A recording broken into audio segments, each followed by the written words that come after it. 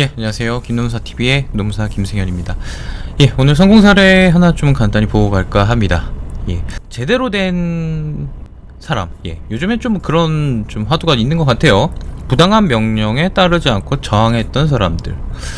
요즘에 참 이런 사람들 있어서 다행이라는 생각도 듭니다. 이 엉망이 시국에도. 예. 근데 우리 사회에도 그런 사람들이 좀 있어요.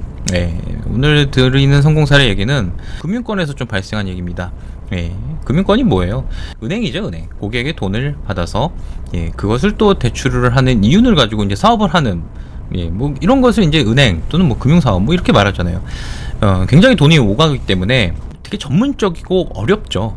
그래서 부조리한 일들도 많이 일어나요. 오늘은 이런 문제에 대해서 오랜 기간 동안 좀 인내하고 참아왔던 분의 얘기예요. 우리나라는 이렇게 이것을 지적하고 잘못된 것이 있어서 내부 고발을 하면 어때요? 오히려 내부 고발자를 죽이려고 그러죠. 이 사례도 그럽니다. 이 사례도 그랬던 사례인데 결론을 먼저 말씀드리고 가면은 이 분이 감사 업무, 그러니까 이 잘못되어져 있는 금융권의 대출 뭐 이런 거를 뭐 부정한 대출 뭐 이런 걸 막기 위해서 굉장히 애를 썼던 그 감사 업무에서 배치 전환하고 나아가서 한직으로 이제 발령을 내어줬던, 이제 후선 발령이라 해요. 금융권에서 후선 발령이라고 많이 했는데 그 배치 전환이 이제 노동위원회에서 무효로 판정이 되어지고, 이제 그것과 더불어 산업재해로 인정이 되어짐으로써 어느 정도 권리 회복을 할 수 있었던 그런 사례에 대해서 좀 얘기를 해볼까 합니다. 오늘 좀 배치 전환도 그렇고 산업재해도 그렇고 제가 얘기 드리고 싶은 것은 스토리예요. 네.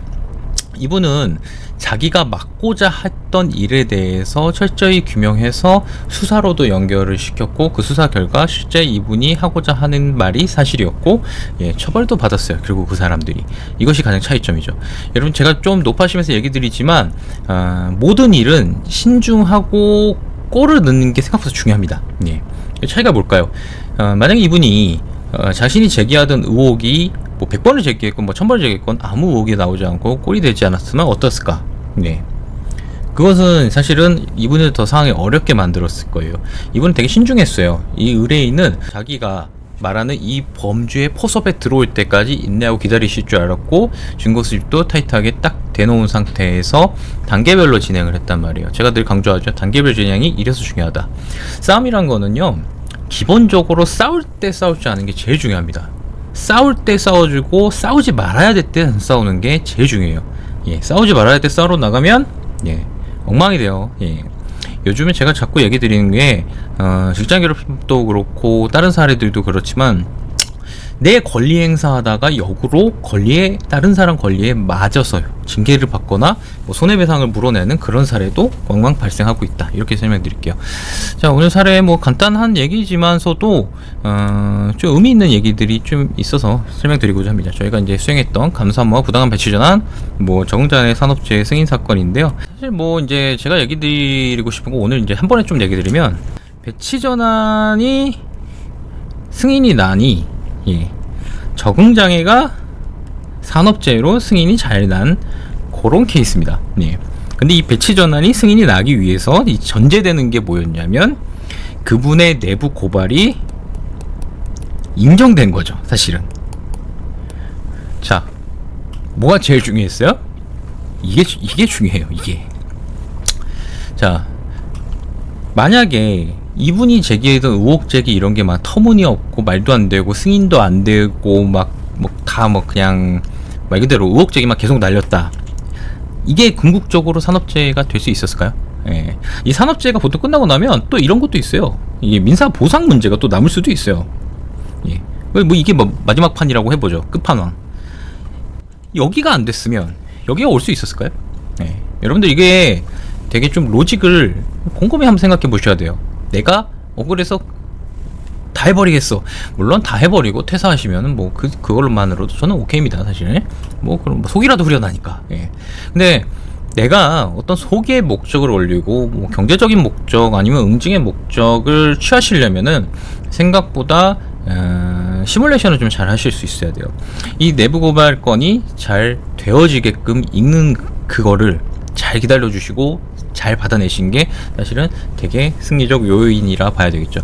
내부 고발은 여러 방식으로 있어요. 뭐 감사에 다 넣는 경우도 있고, 이분은 금융감독원 통해서, 그 다음에 검찰 통해서, 수사기관 통해서 어느 정도 확보되어지고 진행된 케이스도 있었단 말이에요.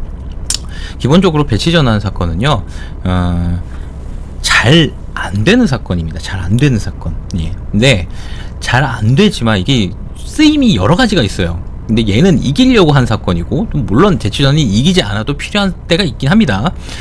배치 전환은 얘같이 스토리텔링이 잘 되어질 때는 분명히 효과를 발휘해요. 예. 그죠? 제가 이렇게 좀 설명드리고, 이 케이스 좀 더 설명드릴게요. 의뢰인은 감사실 직원이었고요. 감사 업무 중 알게 된 심각한 비리 행위를 오랫동안 스트레스를 받았죠. 내적 갈등을 통해서.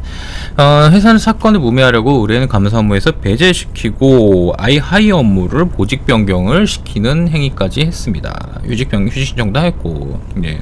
할 수 있는 건 다 한 거죠. 사실 제가 이거 어딘지 말하고 싶을 정도로 그런 기간이에요. 네. 아무튼 이런 하이어를 변경시켰고, 결론은 승인이 났죠. 사건 진행에 부당 인사 명령, 구제 결정 이후 산업재해 승인 났죠. 업무 관련 사고, 폭언, 성희롱, 업무 양과 질적 변화 등등등 이런 요소 판정 지침들이 있는데요. 제가 좀 오늘 드리고 싶은 얘기는, 다 좋아요. 근데 이 요인들에 억지로 끼워 맞추는 것이 별로 좋지 않아요. 예. 여러분들이 이거는 상식적으로 좀 문제가 있는 거 아니야 라는 충분한 뭐랄까요, 상식적 감정을 일으킬 수 있을 정도로 법적 구성과 스토리텔링을 이뤄내는 게 되게 중요합니다. 뭐 이 사례는 제가 보더라도 타인의 부정한 행위에 대해서 문제 제기를 하고, 그로 인해 중요한 포인트는 뭐예요? 내가 많은 피해를 입었어요. 네. 만약에 이분이 아무 피해를 안 입었다면 이 결과가 나왔을까? 그렇지도 않아요. 사실은 이게 좀 아이러니하게도, 여러분들이 아무 피해를 안 입으면 아이러니하게도 법적 구제는 오히려 잘 안 된다, 뭐 이런 게 있습니다. 그런 문제를 있었고, 그 문제를 회복하는 데에 있어서 우리 사회적 정의적 감정, 사회에서 풀어줘야 될 행동의 지침, 뭐 그런 거 작동을 해요. 이런 게, 그런 게 작동을 하니까 이게 움직이는 거예요. 합리적이라는 게 얼만큼 중요한지 저는 이 의뢰인을 보면서 많이 느꼈어요. 예. 이 의뢰인은 되게 좀 의뢰인 중에서 몇 없는 굉장히 훌륭한 저의 의뢰인이었다, 이렇게 말씀드리고요. 상병 관련해서 인정해야겠고, 노동위원회 다 이제 문제 있다 이제 인정해서 되어졌죠. 이게 제가 이제 강조하고 싶은 얘기예요. 오늘은 적응장애 이제 승인 얘기보다도 이런 복합적 사건에 대해서 좀 얘기하고 싶은 건데요. 공단, 노동청, 노동위원회 사건 혼재된 경우 동시 진행하면 좋다? 모른다. 근데 대부분은 동시 진행이 좋지 않다. 네. 증거가 불충분한 사건인 경우 불리한 결과가 나오면 승산이 줄줄줄줄 무너져 내립니다. 줄줄줄줄. 그래서 승산만 무너지면 다행이지. 예. 예. 회사도 다니기 어렵게 되는 경우도 있어요. 예.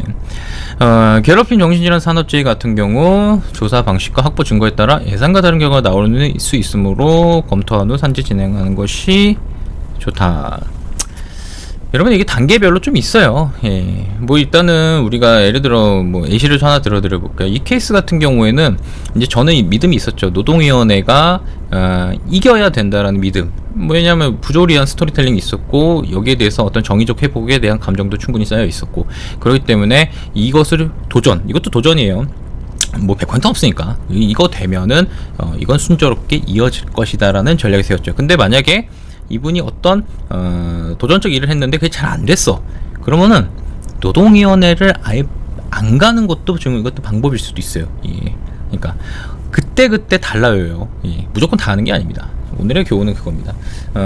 그리고 이제 오늘의 교훈은 배치 전환 사건은 스토리텔링이 잘 되어야 한다. 예. 어떤 정의적 관점의 스토리텔링도 좋고, 법률 위반적 관점에서 그런 거 있잖아요. 법에 맞지도 않은 절차, 여기로 보내면 휴가를 다 잘라버리겠다, 여기로 보내면 근속관계를 인정해주지 않겠다, 이런 부적절한 스토리텔링을 가지고 있거나, 아니면은 극단적인 업무 환경의 변화, 이런 게 아무래도 수반이 되어져야 됩니다. 그런 경우가 아니고서는 배치 전환 사건은 다른 용도로 접근하는 게 오히려 날 수도 있다. 제가 오늘 이 점을 좀 말씀드리고 싶은 거죠.